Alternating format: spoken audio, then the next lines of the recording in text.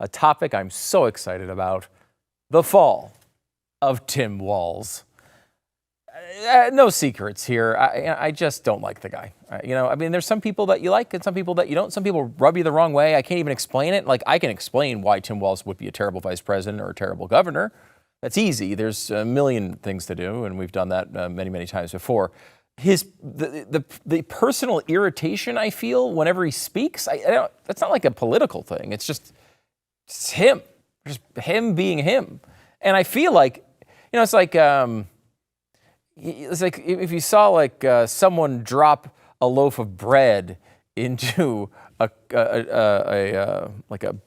bucket of dirty dishwater, right? And someone fishes it out and puts it on the plate, and I just feel like immediately you should know not to eat it. Like, anyone should know that is not appetizing at all. Why would you serve such a thing, right?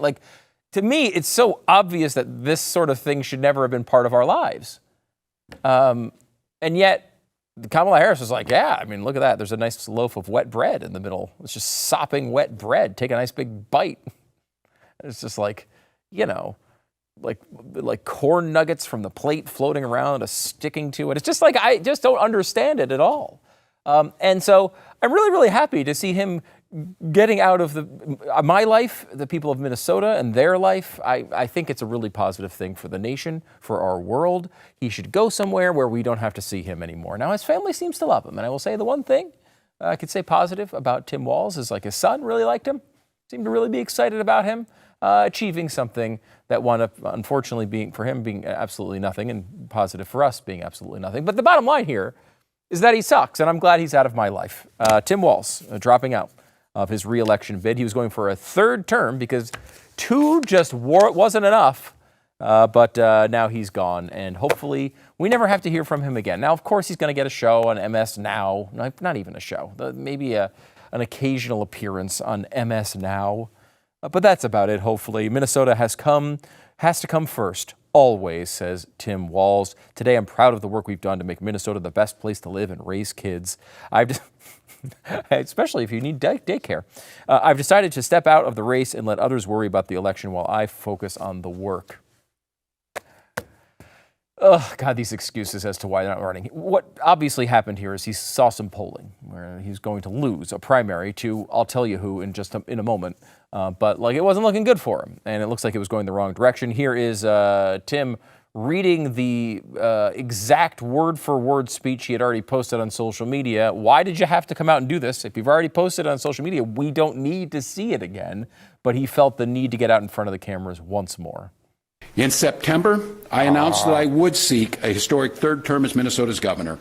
And I have every confidence that if I gave it my all, we would win the race. Totally would have won. But as I reflect on this moment with my family and my team over the holidays, I came to the conclusion that I can't give a political campaign my all. No, you can't. Every minute that I spend defending my own political interest would be a minute I can't spend defending the people of Minnesota against the criminals who prey on our generosity and the cynics who want to prey on our differences. Yep, that's what it is. So I've decided to step out of this race, and I'll let others worry about the election while I focus on the work that's in front of me for the next year.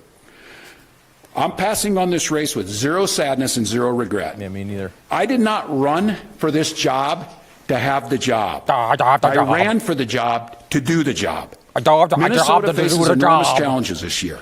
And I refuse to spend a single minute doing anything other than rising to meet this moment. Minnesota has always come first and always will. He sucks. So how on earth was he their pick? I can't understand it. There are lots of other people in the world. Are they aware of this? There's millions of people in this country. They could have chosen any of them. Absolutely fascinating. By the way, he was there to make sure he took your important questions afterwards. Let's see how that went. I'm proud of the way we treat our neighbors. I'm proud of my job. The way that we welcome people to this state. I'm proud of the way that we innovate. I'm proud of my job. I'm proud of my proud for the future. No one's taking this away from us. No. Not the fraudsters. No. Certainly not this president. No, it's bad. He's bad. He's orange. Tomorrow, I'll be back with you. I'll give you an update on America's best paid family medical leave program that is now a week into it. And at that time, I'll take all your questions. Thank you all. Thank you, Press. I'll be back tomorrow. Next call, 12 more tomorrow. Appreciate it. Thank you.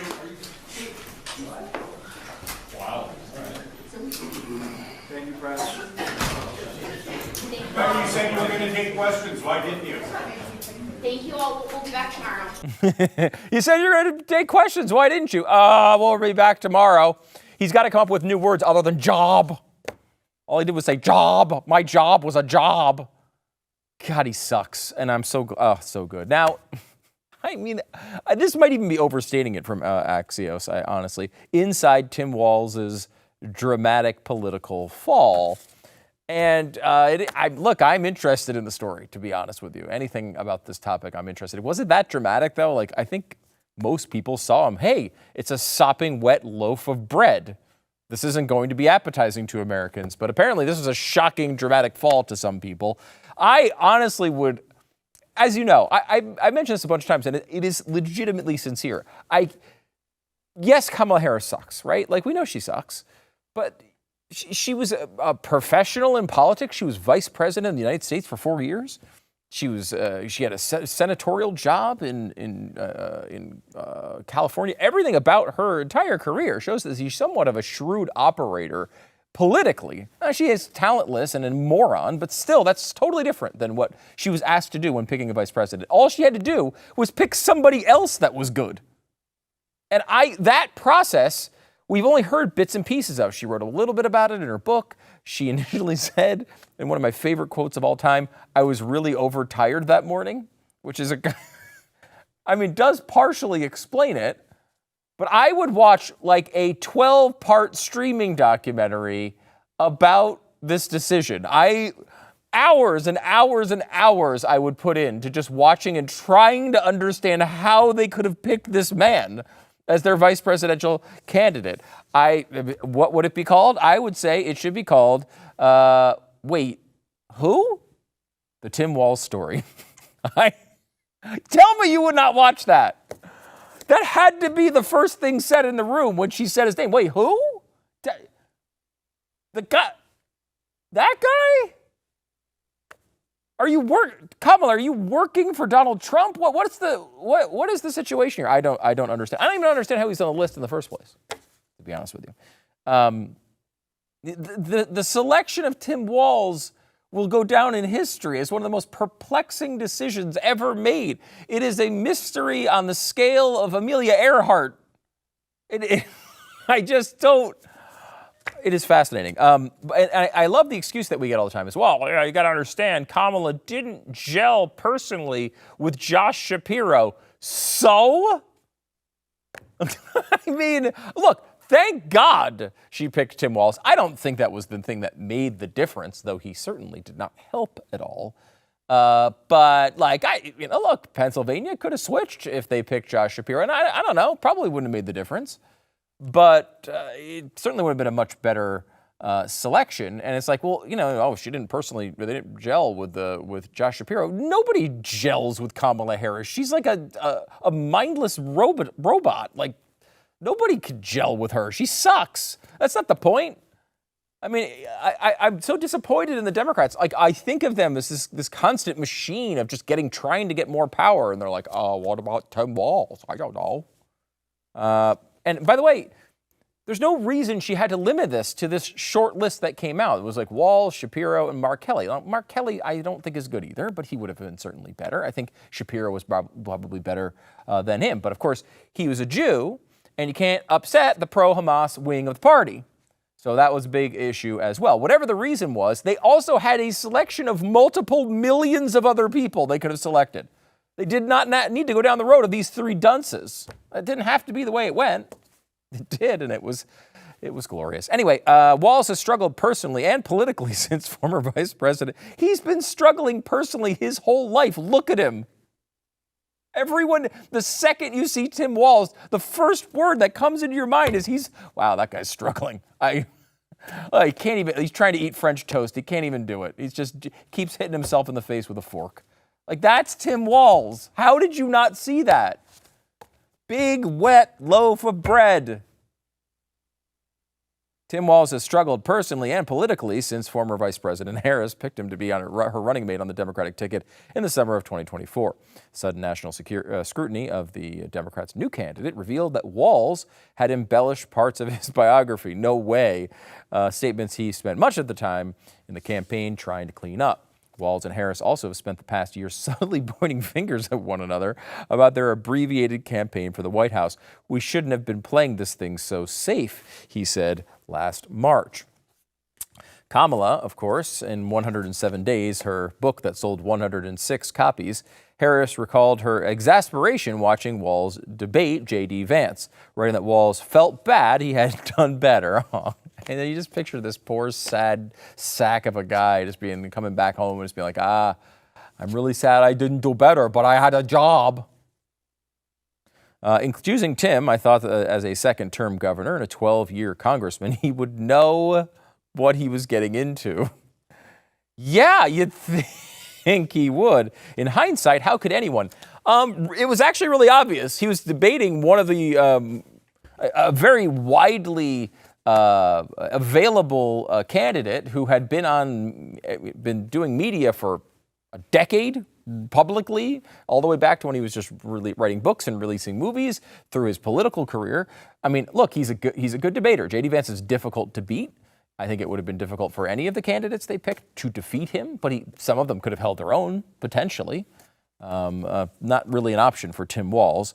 And, you think about how you come to a decision like Tim Walz.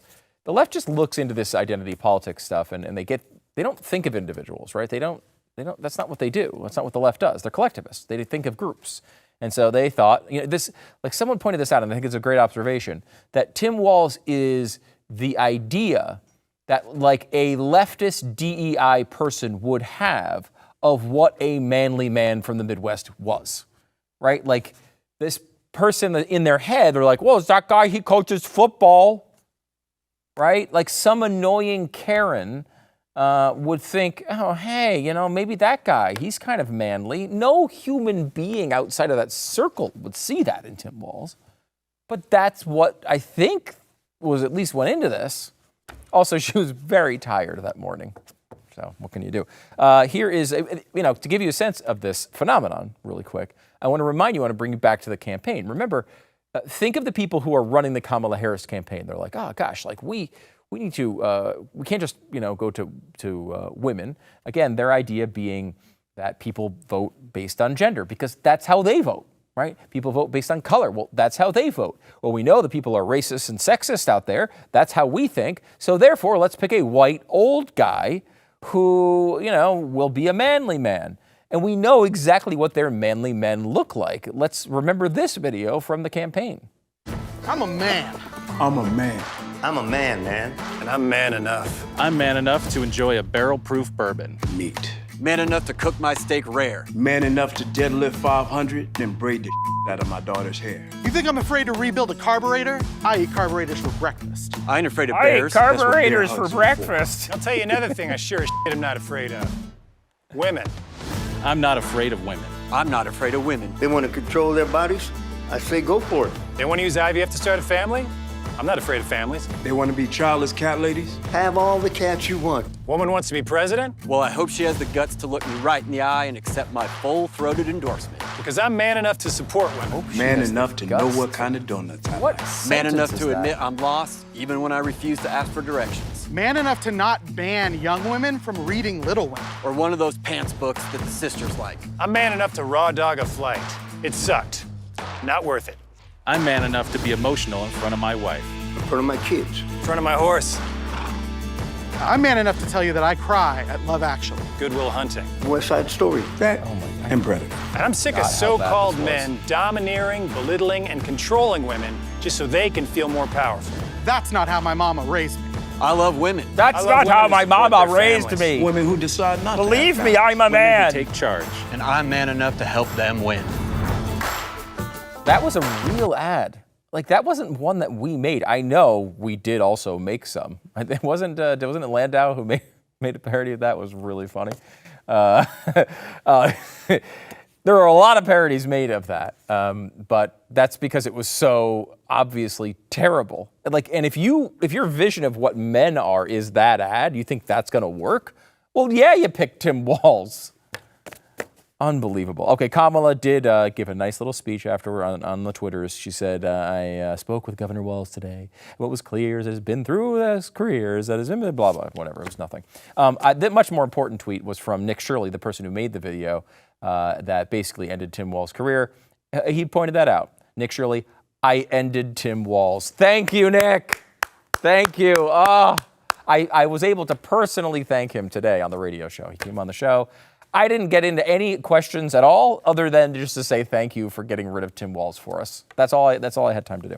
Klobuchar is weighing a run in Minnesota, and this is really the answer to why Tim Walz is dropping out. He's like, it's because of the Nick Shirley video. Well, certainly that pushed into it, and that affected the polls, but also the idea that Amy Klobuchar was saying, you know what, I need a gig, and you're really vulnerable. You'll probably lose, Tim.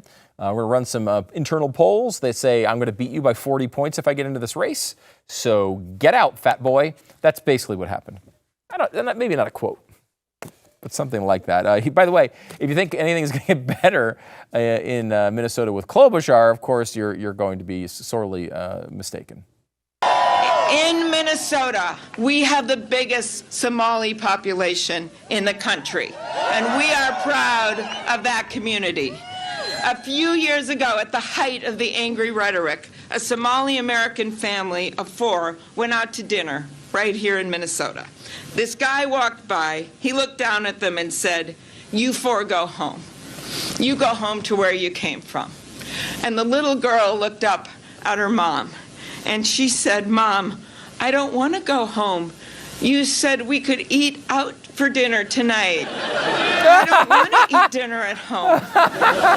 You think of the innocent words of that little girl. She only knows one home, and that's our state. She only knows one home, and that's the United States of America. So more pandering expected to the Somali community. By the way, look at Amy Klobuchar standing out there with 3 inches of snow in her hair and just getting absolutely berated by sideways snowflakes. I'd go to Somalia over that, I think. No offense, Minnesota, I think I'd choose Somalia. It's at least warm. Now, you might, the life expectancy is like 18, but it is at least warm. Tim Walz's daughter explaining why he dropped out, why Daddy dropped out. Here she is trying to explain it. They're the victims in all this, after all. And I think just with things rapidly changing in the past, month or so, I think my dad kind of started questioning it. And I think, I don't want to speak for him, but I think when things started getting really intense for me, like on my social media, and then people even saying things like to Gus and stuff, I think that's when he was really like, okay, I need to evaluate what's best for the state, and then I need to evaluate what's best for my family. Yeah. Shouldn't you have done that at the beginning? And then I think it was just kind of a natural, the past couple weeks have been really intense, kind of a natural conclusion. My dad would say part of the decision he decided to step away from the race was to kind of get that target off of Minnesota. I think he believes if he's not in the race, there's nothing, they have nothing else. Because he has that, national profile. Trump just hates him for some reason. I think it's because he's everything Trump will never be. Yes, that's exactly what it is. Surely it's jealousy. Oh, look, it's her dad. I give her a little bit of a break. I wouldn't exactly trust her political analysis of Daddy. But that being said, I think if that's real, and it's hard to know if it is real, I think they're going to be surprised. I don't think Tim Walz is the key to this story being impactful. I think the key is massive fraud on a massive scale by a community of immigrants. We were told, we're here to just, take jobs that Americans just won't do or whatever. This is, again, not blaming the entire community by any means, but I think this is going to be a central issue, and it's going to spread from state to state. I will say California is a big one. I know there's a story about Ohio also having issues with this type of stuff, but California, I think, is going to be a big target, and that's going to be coming in the future. By the way, I love the victimhood thing there. Like, oh, gosh, Donald Trump, he's just saying mean things and doesn't like my dad for some reason. The whole reason your dad was named vice presidential candidate for the Democratic Party is because he was calling other people weird. Like, he was just name calling. That was his entire qualification list. So I don't think you can complain about that. 2,000 federal agents are deploying to Minneapolis in immigration crackdown and a fraud probe. This is according to CBS News. And Trump is cutting off $10 billion in funding to 5 blue states for child care, social services over fraud fears, which will be realized. I mean, there is massive fraud in these systems. And look, it's not just Minneapolis. It's not just the Somali community. It is all over the country. And I think California, you're going to see, I don't know what the number of Somali citizens are in California. I think it's pretty low. But the massive fraud there, I think, is going to dwarf what we saw in Minneapolis. And I think it's only going to get worse. By the way, just to show you how corrupt and how easy it was to scam your money. Remember, we're talking billions of dollars. Every tax dollar you will pay in your entire life did not go to fund one of these massive fraud scams in Minneapolis. Like, all that money that you've worked for and you sent to the government, it was just burned. Just burned. It just meant nothing. It did nothing. It's just so sad when you think about it that way.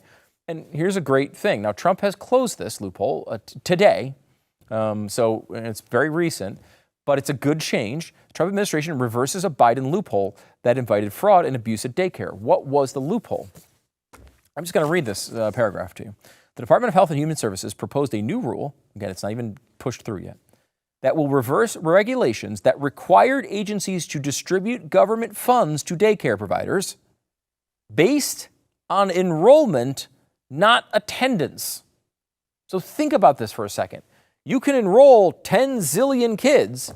Even if none of them ever show up, you get paid for the ones you've enrolled, not the ones you're actually taking care of. That's what Biden put in.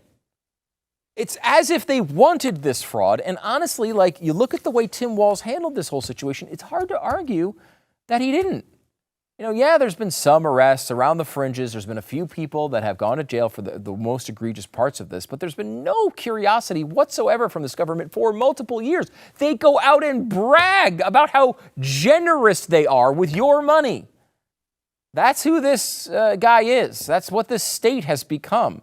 Look, if you're in Minneapolis or other parts of Minnesota today, you're looking at this kind of probably like I am. Thank God we got rid of Tim Walz, but knowing that, number one, you got to deal with him for another year, and number two, Amy Klobuchar is probably next. I don't know that the state of Minnesota is going to learn anything from this.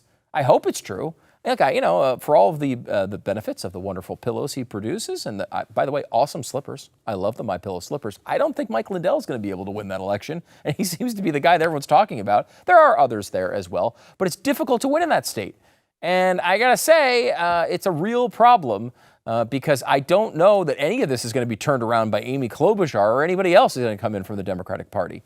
So just another uphill battle, unfortunately, for the state of Minnesota, which has many of them. If you saw the video of Amy Klobuchar with 6 inches of snow in her hair. And I know I said 3 inches before, but if that video continued to run until now, she'd have 3 more inches. At BlazeTV, we've built a home for some of the strongest, smartest voices in conservative media, people who tell it like it is. It's everything the networks won't show you, delivered on your terms, on any device, at any time. And it starts at just $8 a month. So if you're ready to keep winning, go to blazetv.com/Stu. Subscribe today. Save $20 off your annual plan now. It's blazetv.com/Stu.